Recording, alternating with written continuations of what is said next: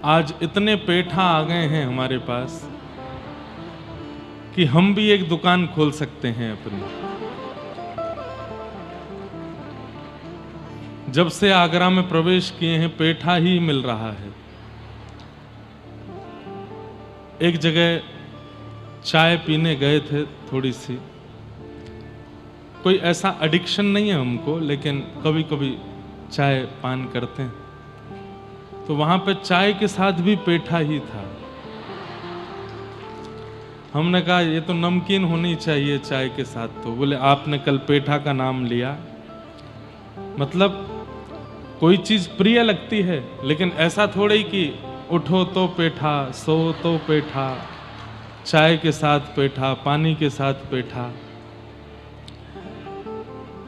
लेकिन एक बात बताएं, इससे एक चीज समझ आती है कि संसार की अगर कोई वस्तु है, उसका 24 घंटा सेवन यदि आप करोगे तो थोड़ी देर बाद उस वस्तु को देखने की भी इच्छा नहीं होगी। लेकिन हमारे गोपाल जी ऐसे हैं, सुबह उठो तो गोपाल जी, रात में सो तो गोपाल जी, भोजन करो तो गोपाल जी, स्नान करने जाओ तो गोपाल जी, कहीं कार्य पर निकलो तो गोपाल जी। जिस देश में, जिस वेश में, परवेश में रहो, राधा रमण, राधा रमण, राधा रमण कहो।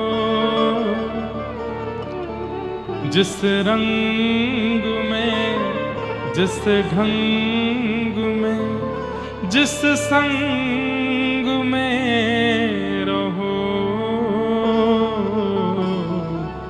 राधा रमण, राधा रमण, राधा रमण कहो।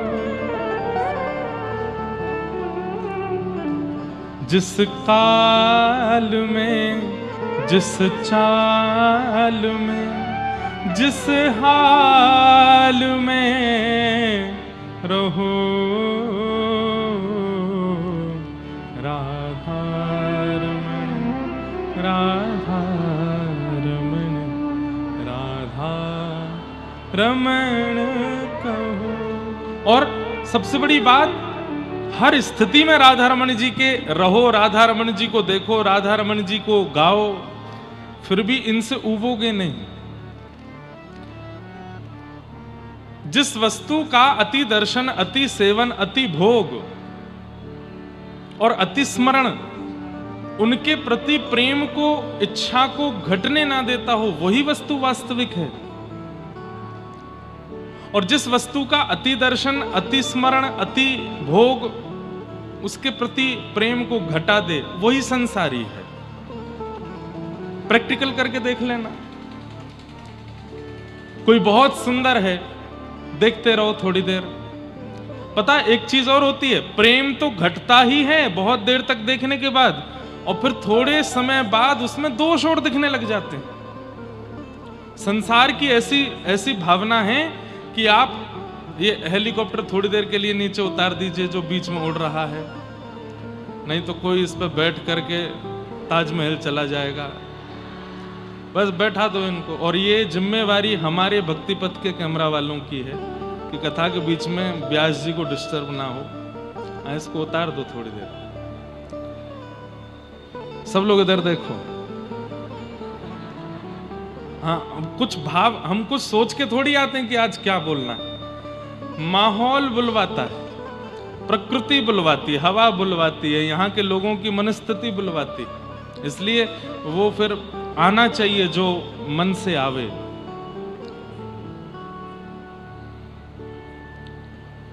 क्या बता रहा था मैं? हाँ, किसी अति सुंदर वस्तु का यदि आप संग कर रहे हैं, किसी अति सुंदर वस्तु का यदि आप भोग कर रहे हैं, किसी अति सुंदर वस्तु का यदि आप दर्शन कर रहे हैं, तो करते करते करते करते उसकी सुंदरता तो घट ही जाती है, फिर थोड़ी देर बाद उसमें दोष दिखने लग जाते हैं।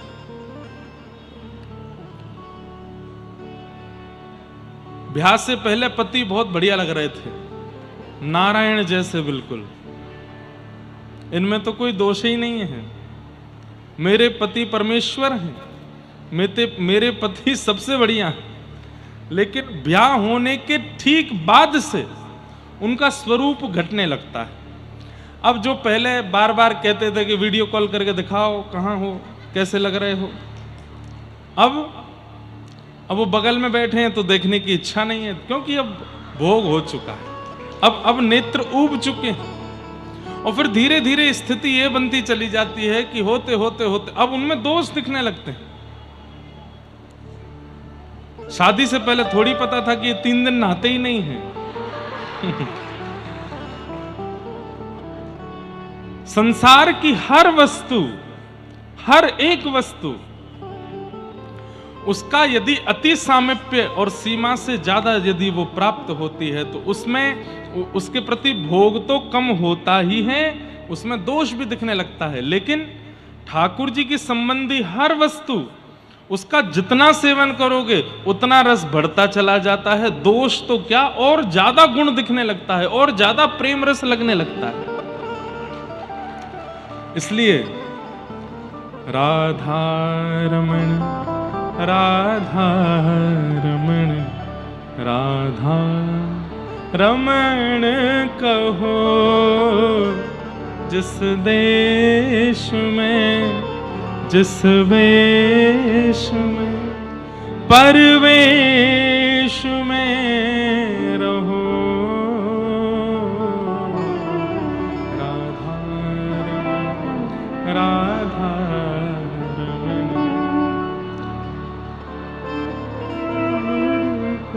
स्वामी श्री हरिदास जी के सन्मुख जब बिहारी जी प्रकट हो गए, श्री वृंदावन बिहारी लाल जब स्वामी जी के सन्मुख प्रकट हो गए तो स्वामी जी गाते हैं, ऐसे ही देखत रहूं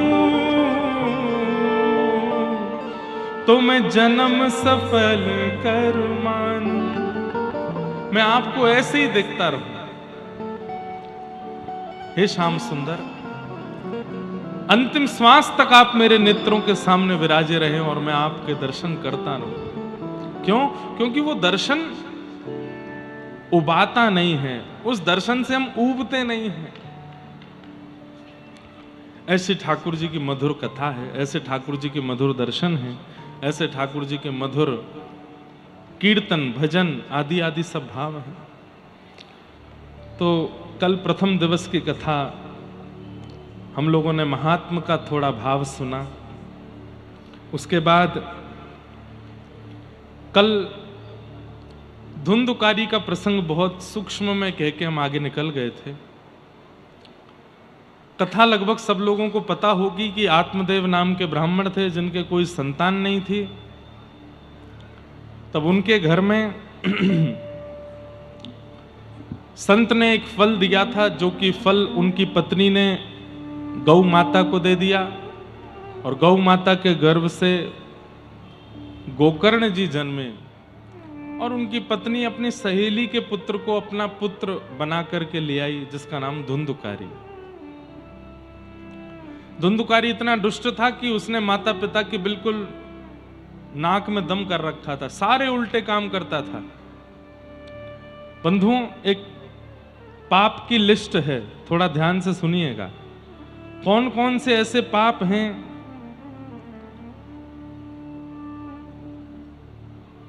जिनको करने वाला यदि भागवत की कथा नियमित रूप से सुन ले तो श्रीमद् भागवत जी उसको पाप मुक्त कर देती है। अच्छा, एक मेरी बात सुनिएगा, पाप मुक्त होने का मतलब ये नहीं होता कि हमने जो किया उसके जो दोष हैं वो खत्म हो जाएं और हम पवित्र हो जाएं। पाप मुक्त होने का मतलब है जो पाप हुआ है वो दोबारा ना हो, वो दोबारा ना बने, उसको पाप मुक्ति कहते हैं। पूर्व का नष्ट नहीं होगा, वो तो भोगना पड़ेगा आपको, लेकिन दोबारा ऐसा ना हो, इसको पाप मुक्त कहते हैं। ये मानवा पाप कृतस्तु सर्वदा सदा दुराचार रता विमार्गगा क्रोधाग्निदग्धा कुटिलस्य कामिनः सप्ताह यज्ञेन कलौ पुनन्ति ते। अब यहां कुछ पाप के नियम, पाप बताए हैं, ध्यान से सुनना। कौन कौन से? ये मानवा पाप कृतस्तु सर्वदा सदा दुराचार। एक पाप होता है दुराचरण। दुराचरण मतलब आप दूसरे को पाप करता हुआ देखते हो तो आपके मन में इच्छा होती है मैं भी करके देखूं। किसी को धुआं उड़ाता देखते हैं तो सोचते हैं हम भी करके देखें, बढ़िया आनंद आएगा। किसी को गलत करता देखते हैं तो लगता, ऐसा मन में भाव आता है इसको अच्छा तो लग रहा होगा। ये दुराचरण पाप है। हम दूसरे को देख करके अपने आचरण में लाने का प्रयास करते हैं, वो दुराचरण पाप है। सदा दुराचार रता विमार्ग का। दूसरा पाप क्या है? बोले जिस मार्ग पर जाने से माता पिता गुरु आचार्य सबने मना किया फिर भी उस मार्ग पर चलते हैं। मार्ग मतलब वो क्रिया, वो सोच, वो व्यवहार जिसके लिए सबने रोका है, हम फिर भी जानबूझ के अपने सुख के लिए उसको करते हैं, वो दूसरा पाप है। क्रोधाग्नि दग्धा। तीसरा पाप क्या है? बोले भयंकर क्रोध में रहना। भयंकर क्रोध किसको कहते हैं? सब लोग ध्यान से सुनिए। भयंकर क्रोध किसको कहते हैं? कि इतनी सी बात पर भी इतना चिल्लाना, इतना लड़ना, बर्तन तोड़ रहे हैं, एक दूसरे का मूड पकड़ के मार रहे हैं, गालियां दे रहे हैं, बहुत अपशब्द बोल रहे हैं। एक तो ये भयंकर क्रोधी व्यक्ति में एक तो ये आते हैं। दूसरे कौन आते हैं? जो एक बात को लेके महीनों तक गुस्सा रहते हैं। आज भी गुस्सा है, कल भी गुस्सा है, परसों भी गुस्सा है, 1 महीना 2 महीना 6 महीना तक गुस्सा ही नहीं जा रहा है। अरे क्या बताएं, प्राण निकल गए लेकिन अपना क्रोध नहीं छोड़ा। ये भी भयंकर क्रोधी माने जाते हैं और ऐसे लोगों को भी पापी माना जाता है। संसार में कोई भी ऐसा नहीं है जो कुछ गलत ना करता हो, ये लिख लीजिएगा। सबसे गलतियां होती हैं और क्षमा करना ये आपका स्वभाव होना चाहिए। ठीक है, क्रोध करके हम कई बार सामने वाले को समझाते हैं कि भाई देख हम तुझसे नाराज हो रहे हैं, सुधर जा। लेकिन वो व्यक्ति बार बार क्षमा मांग चुका है, आपके सामने नतमस्तक हो चुका है, उसके बाद भी आप उसको क्षमा नहीं कर रहे हो, ये पाप है।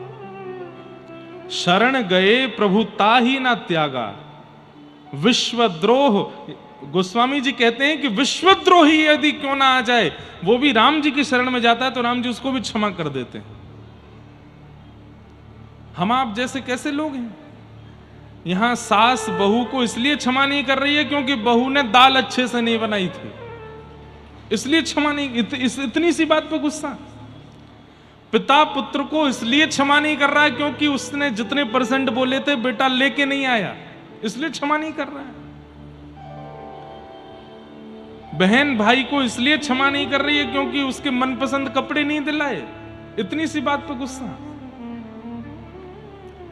जीजाजी साले को इसलिए क्षमा नहीं कर रहे हैं कि जीजाजी आए थे तो पैर नहीं छुए, दोनों एक ही छुए, एक छुआ दूसरा नहीं। ऐसे भी जीजा होते हैं संसार में।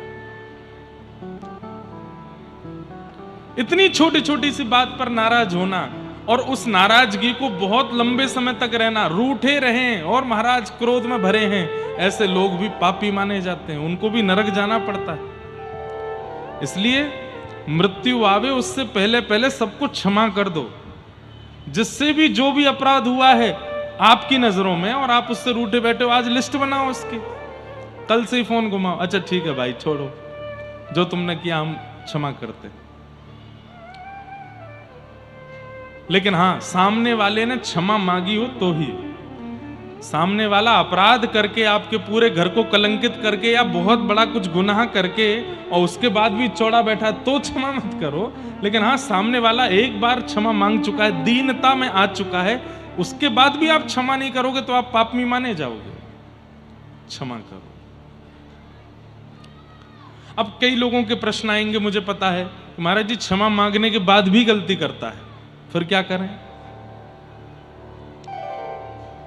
क्षमा मांगने के बाद भी गलती करे तो अगली बार ऐसा कह करके क्षमा करो कि अगर दोबारा किया तो जीवन में बात नहीं करेंगे, और फिर भी गलती करे तो फिर मत करना। आपने अपना कर्तव्य किया, एक बार की क्षमाई पर क्षमा किया।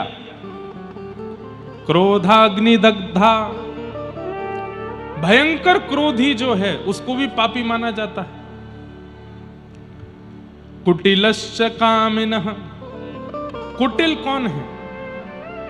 सामने आएंगे तो आप बहुत अच्छे हो, मैं आपका भाई हूं, मैं आपका शुभ चिंतक हूं, और जैसे ही आप चले जाओगे तो आपका काम कैसे बिगड़े उसकी पूरी योजना बनाता है। आप कैसे गिरो, आपका पतन कैसे हो, आपका नाश कैसे हो, आपके सामने आपका शुभ चिंतक बनता है और पीछे से आपकी पूरी योजना बिगाड़ने की करता है। ऐसा व्यक्ति कुटिल है, वो भी पापी है। ये बातें हम इसलिए बताते हैं कि यदि ये लक्षण वाले भी यहां बैठे हैं तो वो संभल जाएं कि नहीं, ऐसा नहीं करना है हमें, ये पाप है। कई लोग ऐसे होते हैं, वो जब मिलते हैं तो बहुत प्रेम से मिलते हैं। आपके जीवन में कष्ट आने पर सबसे पहला फोन ही उन्हीं का आता, भैया तुम बिल्कुल चिंता मत करना, हम खड़े हैं तुम्हारे साथ। और जैसे ही आप फोन रखते हैं तो वे ही 10 लोगों को खड़ा करते हैं आपके साथ बुरा व्यवहार करने के लिए, और फिर आप उन्हीं को फोन कर रहे हो, अरे भैया देखो ऐसा हो रहा है, ऐसा, अरे मैं तो देख रहा था बहुत कष्ट हो रहा है, कोई बात नहीं सब ठीक होगा। फिर फोन रख के फिर चौथे को, अरे उसको ऐसा करो। ऐसे व्यक्ति कुटिल माने जाते हैं और वो भी पापी। और अगले पापी बताए कामिनः। अच्छा एक बात आपको बताऊं, शास्त्रों में ऐसी भावना है कि क्रोधी और कामी ये दोनों व्यक्ति एक ही होते हैं। अगर कोई व्यक्ति भीतर से भयंकर कामी है तो उसका क्रोध बहुत होगा, यह निश्चित है। क्योंकि काम एक ऐसी वस्तु है जिसको व्यक्ति छुपाता है, लेकिन कामी व्यक्ति में क्रोध बहुत आ जाता है तो क्रोध से पता चल जाता है कि कामी है। इसलिए यदि कोई बहुत क्रोध दिखा रहा है तो इसका मतलब भीतर ही भीतर समझ जाइए इसमें दूसरा वाला दुर्गुण भी है। लेकिन ये जितने भी पाप के स्वरूप हैं, इन सब पाप के स्वरूपों की एक ही दवाई है, क्या? सप्ताह यज्ञेन कलौ पुनन्तिते, ये भागवत की कथा।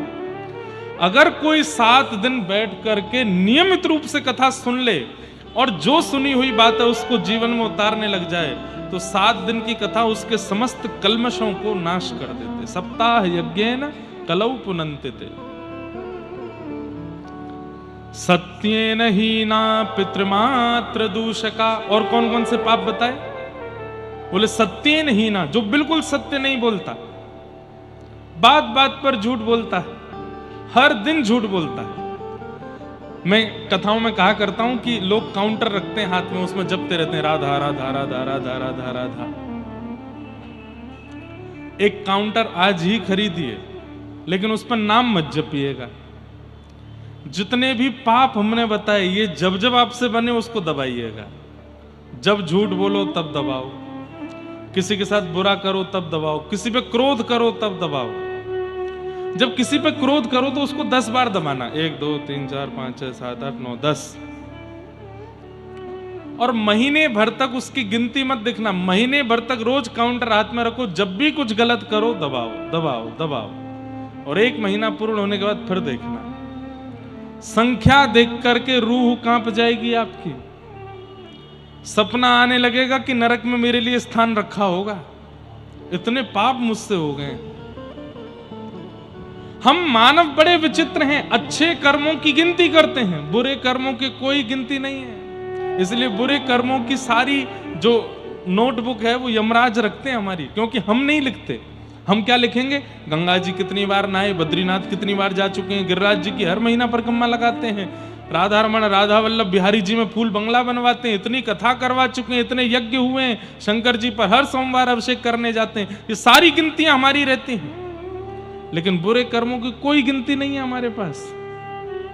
अपनी पत्नी से लड़ते हैं, बच्चों को गालियां देते हैं, उल्टा सीधा खाते पीते हैं, पड़ोसी से चिढ़ते हैं, बुआ के, चाचा के, ताऊ के बच्चों के साथ गलत व्यवहार करते हैं, माता पिता के साथ दुर्व्यवहार करते हैं, इनकी कोई गिनती हम नहीं करते।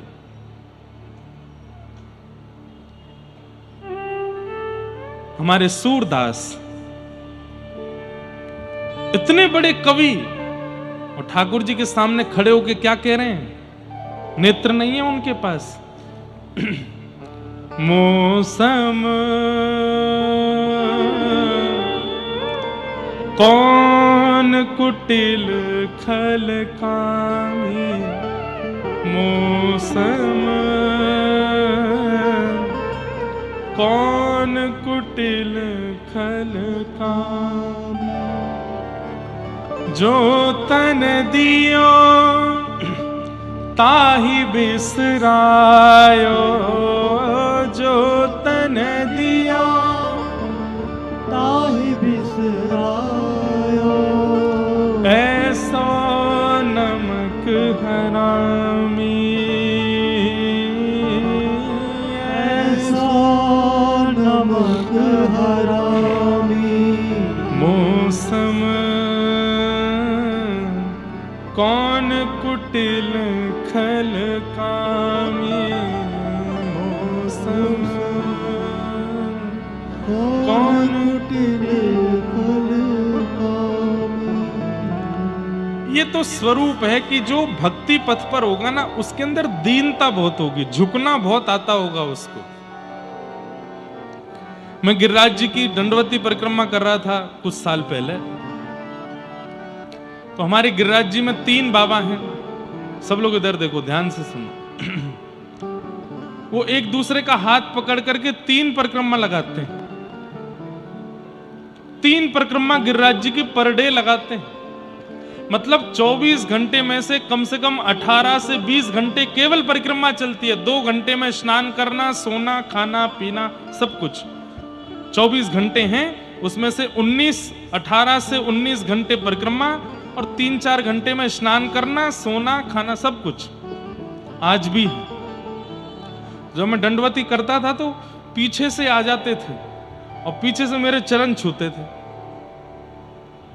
मैंने कि बाबा आप मुंह पे काय को पाप चढ़ाए करो, आप दिन भर में 3 परिक्रमा करते हैं, मतलब महीने की 90 परिक्रमा होती हैं आपकी गिरिराज जी की। आप चलते फिरते साक्षात गिरिराज जी हो, मेरे पाम काय कुछ हुए करो। तो नेत्र में आंसू भर लाते और बोलते, बंगाली थे ना, तो कहते तुम ही ब्रजवासी, तुम ब्रजवासी हो, हम पर देह हमारा ब्रज का नहीं है और तुम्हारा तो जन्म ही यही हुआ है। तुम नित्य परिकर हो ठाकुर जी के। ब्रज में जो भी जन्म लेता है वो ठाकुर जी का ही सखा है, ठाकुर जी का। यत्र प्रविष्टो सकलोपि जंतु आनंद सच्चित घनताम उपैति। व्रज 84 कोष के भीतर जिसका जन्म हो जाता है वो सच्चिदानंद भगवान का ही स्वरूप है। इसलिए हम तुमको प्रणाम करते हैं। बताओ इतनी बड़ी सेवा करने वाले में कितनी दीनता। हम यहाँ महीना में 1 परिक्रमा लगा जाते हैं तो सबको बताते घूमते हैं, हर महीने गिरिराज जी जाता हूँ। धूप हो, ताप हो, बारिश हो, बादल हो, आंधी हो, तूफान हो, घर में कोई घटना हो, शादी हो, मैं गिरिराज जी नहीं छोड़ता महाराज जी, हर महीने जाता हूँ। 1 परिक्रमा का अभिमान आ जाता है। वो 3-3 परिक्रमा पर डे लगाने वाले क्या कह रहे हैं? हम ब्रजवासी नहीं, तुम ब्रजवासी, इसलिए तुम्हारी चरण रज अपने माथे से लगाते। ये दीनता। एक बात याद रखिएगा कि आप कथा सुनने लगे हैं, तिलक लगाने लगे हैं, मां नाम करने लगे हैं, सत्संग करने लगे हैं, ठाकुर जी की घर में सेवा करने लगे हैं और दीन नहीं बन पाए हैं तो केवल कोरा नाटक कर रहे हो, आडंबर कर रहे हो। और या फिर ऐसा कह लो ठाकुर जी स्वीकार नहीं कर रहे हैं तुमको, क्योंकि वे स्वीकार करेंगे तो झुक जाओगे, दीन हो जाओगे। सब महान है, मैं अति दीन हूं, ऐसी भावना चित्त में आने लगेगी। कभी कभी हमको कथा करने से भी डर लगता है, क्योंकि कथा कराने वाले आयोजक में भी कई बार अभिमान आ जाता है। इतनी बड़ी कथा मैंने कराई, इतने लोगों को ज्ञान मैंने दिलवाया, इसलिए मैं बोलता रहता हूं, इसका भी अभिमान मत करना। मान नहीं, दीनता।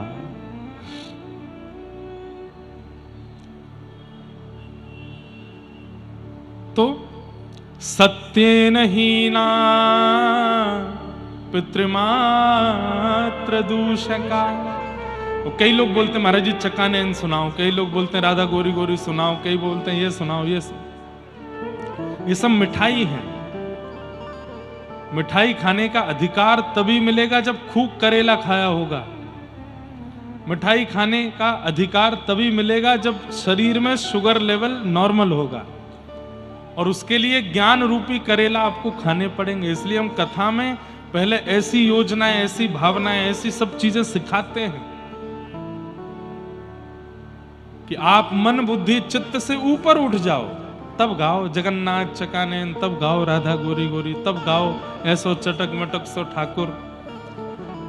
नृत्य करने की स्थिति, कीर्तन करने की स्थिति तब आवेगी। कीर्तन, जहां पर ठाकुर जी की कीर्ति गाते गाते हम तन से ऊपर उठ जाएं, वो कीर्तन है।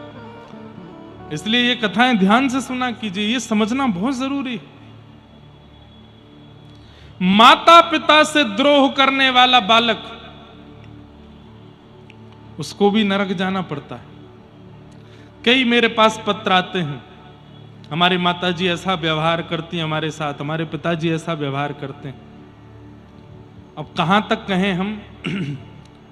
आजकल युवा बहुत कथा सुनने लगे हैं। ऐसे ऐसे युवाओं के पत्र आए हैं कि आप यदि पढ़ लेंगे तो आपकी रूह कांप जाएगी। एक बालक कानपुर का, वो छुप छुप के मेरी कथा सुनने आता है। एक दिन मैं कहीं से जा रहा था तो बहुत रोया। मैंने उसको एकांत में बुला के पूछा क्या बात है। बड़ी मुश्किल से 10 मिनट पानी वानी पी के तब उसने बताया कि महाराज जी मैं पढ़ने में बहुत अच्छा हूँ, सब कुछ बहुत अच्छा है। मैंने पिताजी को बोल भी दिया कि मैं जॉब करूँगा, आप जैसा कहोगे वैसा रहूँगा, मुझे महीने में एक कथा सुनने जाने दिया करो। इस बात से वो इतने नाराज हो गए, मेरी उनसे थोड़ी लड़ाई हुई, कथा में जाने दिया करो, नहीं माने। तो मैंने कहा अब क्या हुआ। बोले कल रात में सो रहा था तो मेरा उन्होंने तकिए से मुख दबा दिया। मैंने कहा ये पिता नहीं कर सकते। वो कसम खा के बोला, बोले मेरे पिताजी ने ऐसा किया, मैं क्या करूं। हमने उसको एक ही बात समझाई। मैंने कहा भैया देखो, वैसे तो ऐसा पिता कर नहीं सकते, लेकिन श्रीमद् भागवत जी प्रमाण देती हैं जब हिरण्यकश्यप अपने पुत्र प्रहलाद को मारने की पूरी योजना बना सकता है, तो आज के माता पिता तो कलयुगी हैं, वो भी कर सकते हैं। लेकिन श्रीमद् भागवत जी इस बात का भी प्रमाण देती हैं कि प्रहलाद जी ने अपने पिता का त्याग नहीं किया। इसलिए बेटा, वो भले ही तुम्हारे पिता तुम्हारे संग ऐसा व्यवहार, तुम त्यागो मत उनको। ठाकुर जी से प्रार्थना करो, नाथ इनका मंगल करो, इनकी बुद्धि सुधारो, इनका मन सुधारो। कोई बालक आकर के बताते हैं, बोले जब से हम कथा में आने लगे हमारे पिताजी जिद में आकर के घर में मदिरा पान करते हैं कि तू जा कथा में, हम तो घर को नरक बनाएंगे। ऐसी भी क्या जिद है, ऐसे भी माता पिता होते हैं। तो कई बार हमें लगता है बालकों को कम समझाना है, बड़ों को ज्यादा समझाना है आजकल तो। लेकिन फिर भी माता पिता चाहे जैसे हों, उनका त्याग या उनके साथ दुर्व्यवहार नहीं करना है, भागवत जी की आज्ञा। पितृमात्र दोषका। इस प्रकार पापों में रमे हुए लोग यदि भागवत जी का श्रवण करते हैं और नियमित रूप से श्रवण करते हैं, एक आसन पर बैठ करके जो कही गई बात है उसको मनन चिंतन करके जीवन में लाना प्रारंभ करते हैं, तो सप्ताह यज्ञेन कलौ पुनन्तिते, 7 दिन में ही उनका पवित्र होना निश्चित है। धुंधुकारी महादुष्ट हो गया, माता पिता के साथ दुर्व्यवहार करने लगा। एक दिन माता जी ने कुआं में कूद करके प्राण त्याग दिए धुंधुकारी के कारण, और पिताजी घर छोड़ करके वन में चले गए। तब वहां पर गोकर्ण जी ने उनको ज्ञान उपदेश किया। ये 2 श्लोक समझने हैं आपको, कैसे भी समझने हैं, ध्यान से सुनिएगा।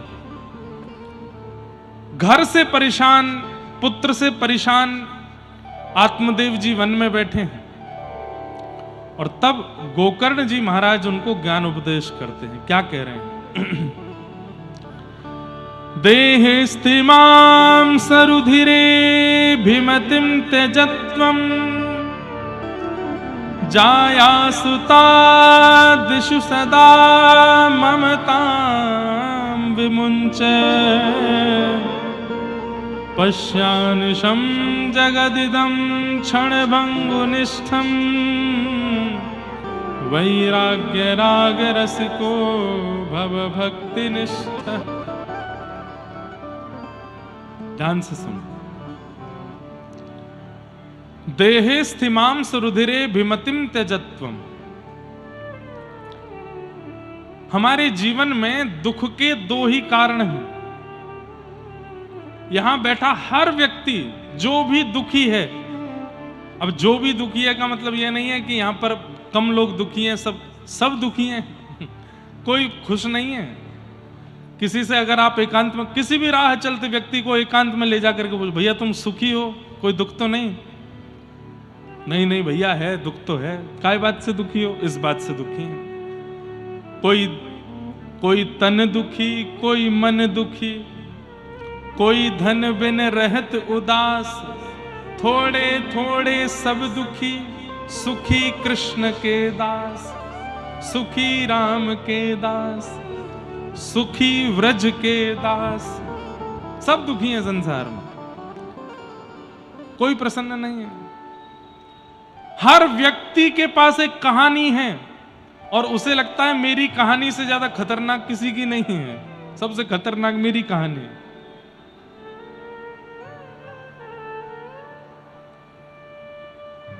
अगर कोई पिक्चर ऐसी बने जिस पिक्चर में हीरो सुखी ही सुखी रहता है, वो पिक्चर फ्लॉप हो जाएगी।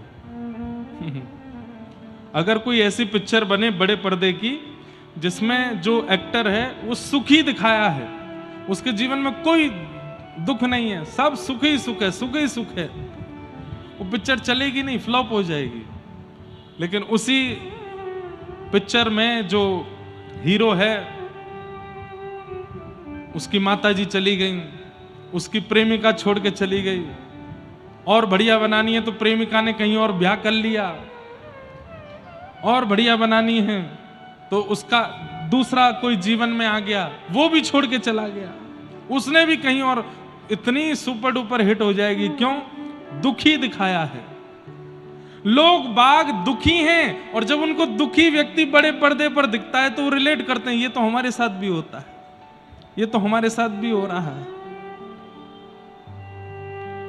संसार में सब दुखी। और आपको पता है पृथ्वी का नाम भागवत में क्या बताया गया? दुखालयम शाश्वतम। क्या है? दुखालयम शाश्वतम। जैसे भोजनालय में भोजन मिलता है, पुस्तकालय में पुस्तक मिलती है, कार्यालय में कार्य किए जाते हैं, विद्यालय में विद्या अध्ययन किया जाता है, ऐसे ही दुखालय में दुख ही मिलता है। सब दुखी हैं संसार में, कोई सुखी नहीं है। ये बातें इसलिए बताई जाती हैं कि थोड़ा हंसो, क्योंकि आप अकेले दुखी नहीं हो, सब दुखी हैं यहाँ पे, कोई प्रसन्न नहीं है। लेकिन फिर भी कई लोगों को लगता है अरे महाराज जी मेरा दुख अभी पता नहीं है आपको, वो सुन लोगे तो आप कहोगे कि मुझसे ज्यादा दुखी कोई नहीं। कुंती महारानी श्रीमद् भागवत में भगवान से कहती हैं, विपदः सन्तु न शश्वत तत्र तत्र जगद्गुरो भवतो दर्शनम यत्स्यात् अपुनः भव दर्शनम। आहा, कितनी अद्भुत बात। कुंती कहती हैं हाथ में लग जाना, सिर में दर्द हो जाना, धन का चले जाना, पुत्र का चले जाना, पति का चले जाना, पत्नी का चले जाना, परिवार का नष्ट हो जाना, मन चाही वस्तु ना मिलना, ये विपत्तियां नहीं हैं। तो फिर विपत्ति क्या है? बोले हम जीवित हैं और फिर भी हमें कृष्ण का स्मरण नहीं होता, इससे बड़ी विपत्ति कोई नहीं है। ठाकुर जी को याद ना करना ये सबसे बड़ी विपत्ति है। और ठाकुर जी की याद बने रहना, ये सबसे बड़ी संपत्ति है। चाहे मेरे जीवन में कैसी परिस्थिति आ जाए, लेकिन मेरा चित्त कभी राधा रमण जी का चिंतन छोड़ता नहीं है, तो मैं सबसे बड़ा धनवान हूं। लेकिन जीवन में आने वाली एक परिस्थिति भी अगर ठाकुर जी को विस्मृत कर देती है, ठाकुर जी को भुला देती है, ये सबसे बड़ा दुख है कि मैं ठाकुर जी को भूल गया।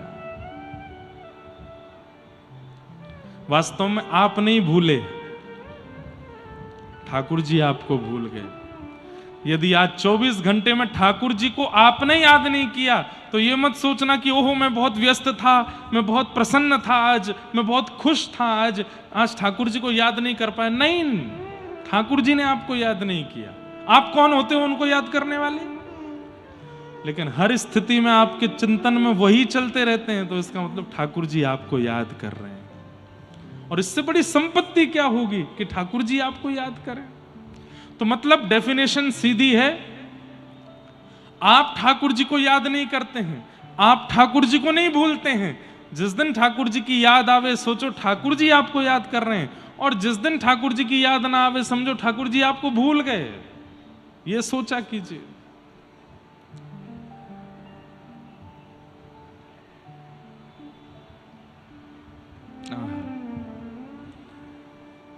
हमारे जीवन में दुख के दो ही कारण हैं,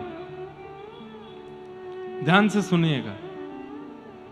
सब लोग इधर देखिए, बहुत ध्यान से सुनिए। और एक बात बताएं, कथा ना मौन रह करके सुना कीजिए। केवल कीर्तन और भजन गाने के अधिकार, अगल बगल वाले से ना बात करनी है, कोई आके कुछ बोले तो इशारा करो, बोलो नहीं, मौन रह के कथा सुनो। मौन से मनन बनता है, चिंतन। हम कथा से 1 घंटा पहले 1 घंटा बाद मौन रहते हैं, कुछ नहीं बोलते। और कहीं कहीं कथा होती है वहां तो पूरे दिन मौन। अभी मुक्तिनाथ में भी मौन था, मैं केवल कथा में बोलते थे, या कोई वैष्णव भक्त मिल जाए, संत मिल जाए, उनसे बोलते थे, बाकी मौन। मौन से बहुत विचार शुद्ध होते हैं, इसलिए मौन रह के कथा सुनो और ध्यान से सुनो। हमारे जीवन में दुख के 2 ही कारण हैं, पहला अहमता और दूसरा ममता। अहमता किसमें होती है, या अहमता का मतलब क्या होता है? मैं कुछ हूं, ये मानना, ये अहमत्व है। मैं आगरा का बहुत बड़ा सेठ हूं, मेरा इतने करोड़ का टर्नओवर है, मेरी पत्नी इतनी अच्छी है, मेरे बच्चे इतने अच्छे हैं, मेरा इतना बड़ा घर है, मैं बहुत बुद्धिमान हूं। अपने लिए बार बार सोचना कि मैं कुछ हूं, यह अहमत्व है। मैं कुछ भी नहीं हूं, सदा यही सोचो। अहमत्व कष्ट का पहला कारण, और कष्ट का दूसरा कारण क्या है? ममत्व। मेरी बेटी, मेरा बेटा, मेरा घर, मेरी मकान, मेरी गाड़ी, मेरा ये, मेरा वो। अहमत्व खुद पर होता है और ममत्व अपनों पर होता है, और ये 2 ही दुख के कारण है। तीसरा दुख का कारण हो नहीं सकता। वो व्यक्ति सदा सुखी जिसमें ना तो अहमत्व है और ना ममत्व है। एक दिन करके देख लो, एक दिन के लिए अहमत्व और ममत्व दोनों से ऊपर उठ जाइए। अहमत्व मतलब अपने आप को कुछ मत मानना, और ममत्व मतलब अपना कुछ मत मानना। उस दिन आप सबसे ज्यादा सुखी रहोगे, सबसे ज्यादा प्रसन्न रहोगे। आपसे ज्यादा खुश कोई नहीं होगा। और वही बात यहां पर गोकर्ण जी समझा रहे हैं। देहे स्थिमाम सरुधिरे भिमतिम त्यजत्वम। पिताजी, दुख का पहला कारण अहमत्व। अपने देह में, ये देह काय का बना है? मांस, रक्त, रुधिर, नस और ये त्वचा, इसका बना हुआ ये देह है। इसमें कोई ममता मत करो। अपने ऊपर अभिमान करने का अधिकार आपको तभी है कि ये देह आपकी मानता हो। आज अपने देह को बोल के देखिए, ए भाई, तू 28 साल का हो गया, तूने जब कहा तेरे को पेठा खिलाया, गुलाब जामुन खिलाया, झालमुड़ी खिलाई, और बताओ क्या खिलाया? छोले भटूरे खिलाए, और क्या खिलाया? छोले कुलचे खिलाए। मथुरा में क्या मिलता है? कचौड़ी खिलाई, और बेड़ई खिलाई, आलू की सब्जी खिलाई। तेरे को इतना कुछ खिलाया, तूने जो ब्रांड के कपड़े बोले वो तेरे को पहनाए, तूने जो ब्रांड के शूज बोले वो तेरे को पहनाए, तैने जैसी घड़ी बोली वो पहनाए, कान में कुंडल, नाक में क्या पहनते हैं वो नथनी, गले में हार।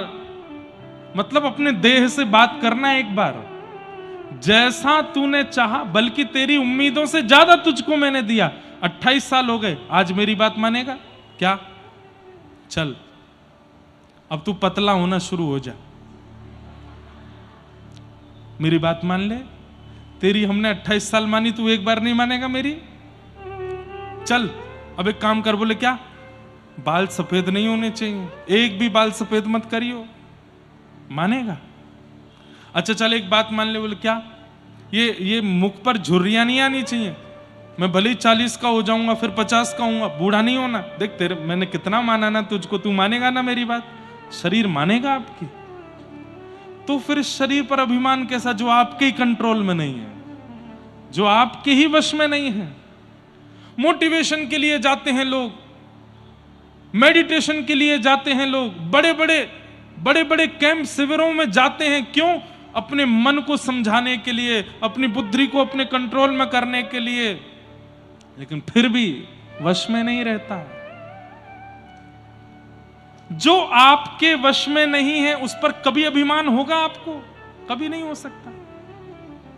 घर में लोग पेट रखते हैं, बिल्ली रखते हैं, कई लोग कुत्ता भी रखते हैं। वैसे मनाही है शास्त्रों में, नहीं रखना चाहिए, लेकिन फिर भी रखते हैं। उसको आप घर में तभी रखोगे जब वो आपकी माने। ए चलो खड़े होके दिखाओ, वो खड़ा हो जाए। ए चलो बैठ जाओ, चलो चलो चलो अपने कमरे में जाओ। लेकिन वो आपकी मानता ही नहीं है। घर पे आने वाले हर अतिथि को खा जाता है, आपके रसोई में जाके सब फैलाया आता है, आपकी एक नहीं सुनता। क्या करोगे? उसको निकाल दोगे घर से। लेकिन ऐसे ही एक पेट को हमने रखा है जो हमारी बिल्कुल नहीं मानता। हमारा खुद का शरीर, ये बूढ़ा भी होगा, मोटा भी होगा, शुगर भी बढ़ेगी, कोलेस्ट्रॉल भी बढ़ेगा, बाल भी सफेद कर लेगा, झुर्रियां भी, आपको एक दिन स्वरूप से कुरूप बना देगा। लेकिन फिर भी हम इस पर अभिमान ही किए रहते हैं। ये सबसे बड़ा अज्ञान है हमारा। जिस दिन आपने समझ लिया ये बात कि ये अपनी करने वाला है, मेरी बिल्कुल सुनने वाला नहीं है, तो मैं इस पर अभिमान क्यों करूं? आपसे बड़ा सुखी कोई नहीं होगा। अहमत्व दुख का पहला कारण। कई लोग समझ गए बात को, कई लोग कह रहे हैं बात तो बढ़िया कर रहे हैं, का खुद का भी तो शरीर है, ये अपने शरीर के लिए भी तो करते ही होंगे। करते हैं, हम भी करते हैं, जितना आवश्यक है सब करते हैं। लेकिन हम सत्य बताएं, कोई प्रशंसा के भाव से नहीं बता रहे। हमको कोई आगे कुछ पहना जाए तो हम पहन लेते हैं, हमको कोई आगे कुछ दे जाए तो दे रख लेते हैं। कोई ऐसी अपनी इच्छा कुछ नहीं रह गई है, कुछ भी नहीं। और ये भागवत जी की कृपा है कि अपनी इच्छा कुछ भी है ही नहीं। जैसे जो मिल जाता उसमें प्रसन्न है। ठाकुर जी 10 साल पहले कथा करवाने शुरू किए, कोई सुनता नहीं था तब भी कथा करते थे। आज इतने लोग सुनते तो भी कर रहे हैं, आगामी 10 साल बाद फिर कोई नहीं सुनेगा तब भी करेंगे। लेकिन उसमें कोई अहमत्व ममत्व नहीं। और ये हम स्वयं को ही सुनाते हैं कथा, अपने आप को ही बता रहे हैं कथा। तो पहला दुख का कारण क्या है? अहमत्व। अहमत्व शरीर में होता है। और दूसरा दुख का कारण है ममत्व।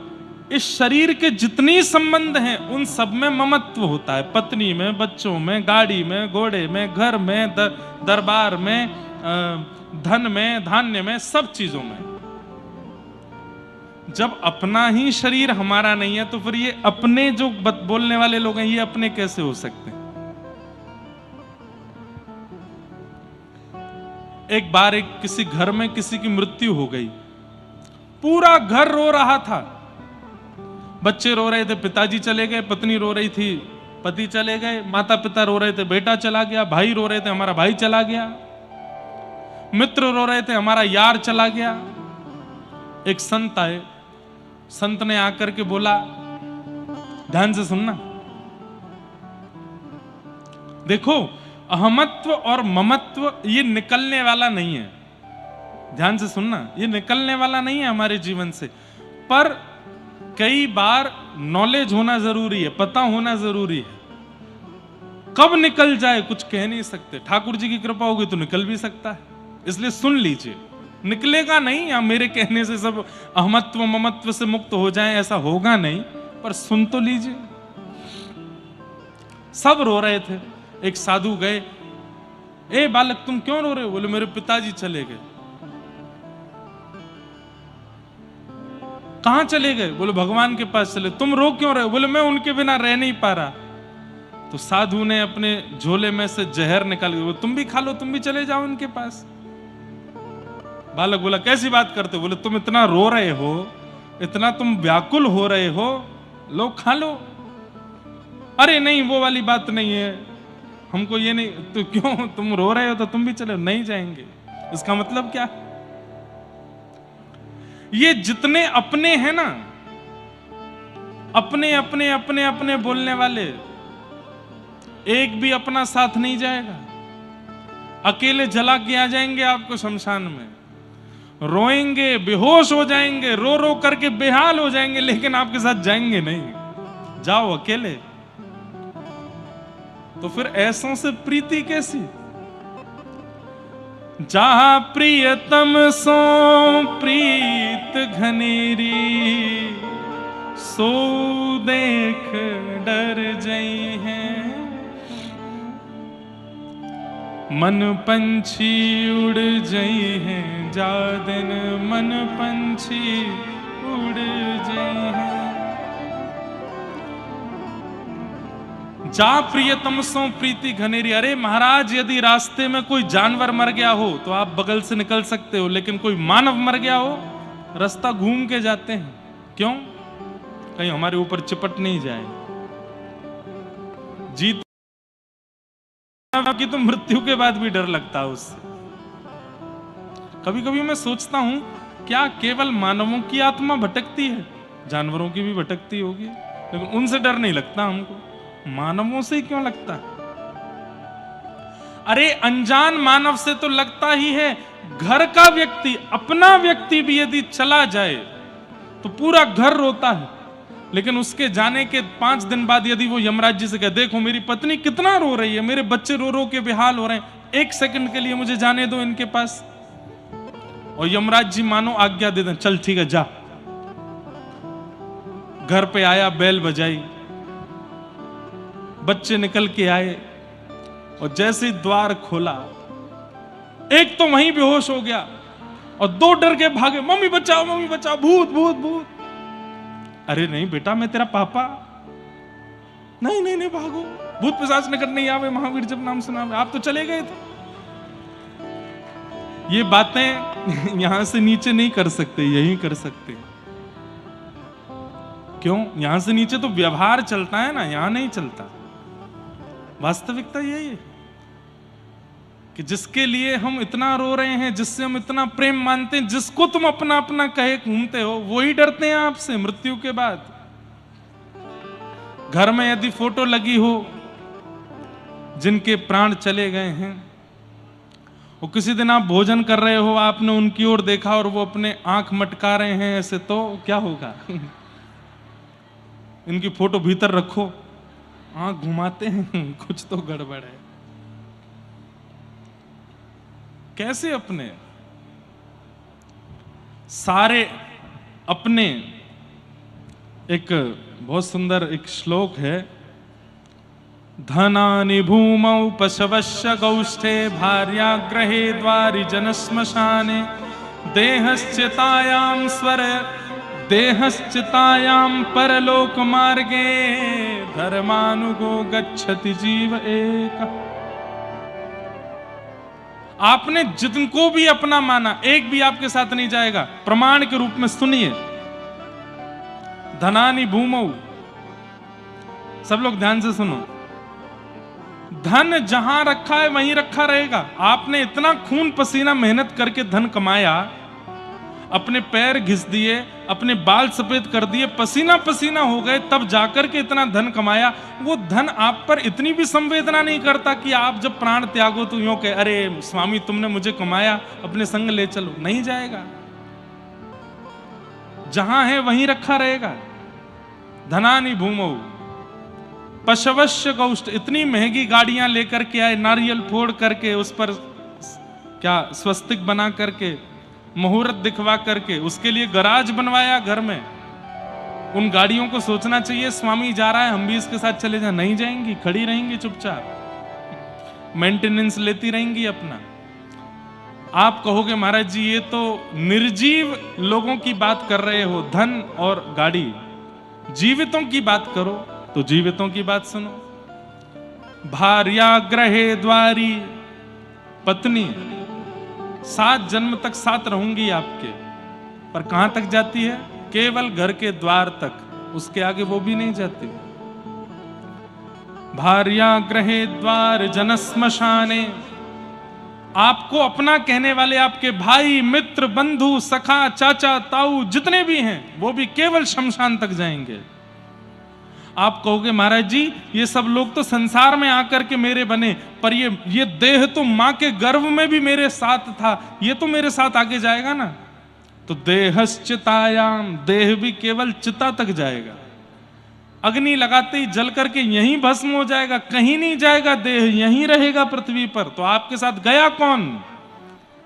जीवन में जितना हरि नाम गाया, राधा नाम गाया, कृष्ण नाम गाया, गोपाल नाम गाया, भगवान नाम गाया, वो नाम प्रकट होकर के आपके साथ आगे की यात्रा पर जाएगा। धर्मानुगो गच्छति जीव एक,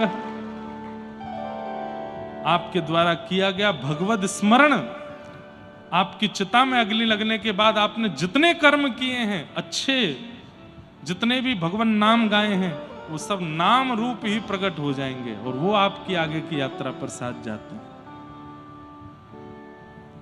सीधी बात, अंत में साथ क्या जाता है? हमारे कर्म जाते हैं। बुरे किए होंगे तो बुरे जाएंगे, अच्छे किए होंगे तो अच्छे जाएंगे। पर अच्छे बुरे कर्मों से भी ऊपर उठ करके बात है, इधर देखो, यहां देखो, यहां देखो, यहां देखो, भगवान नाम, भगवान नाम साथ जाएगा।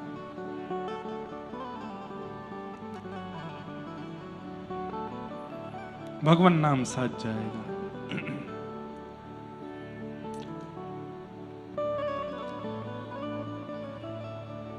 हरि नाम से तेरा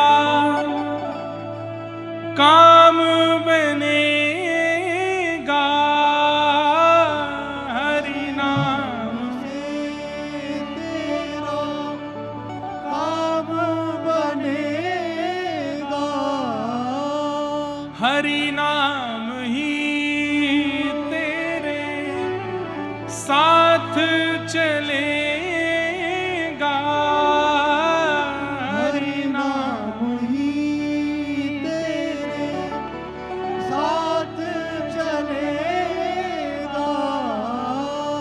हरि नाम लेने वाला, हरि नाम लेने वाला, हरि नाम गाने वाला, हरि नाम गाने वाला, हरि का है प्यारा,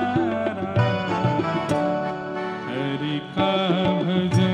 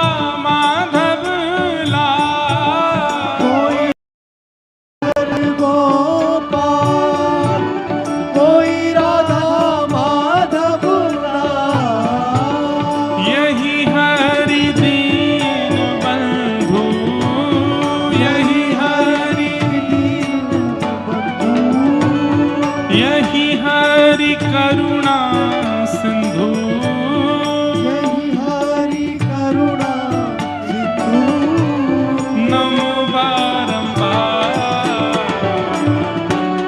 हरि का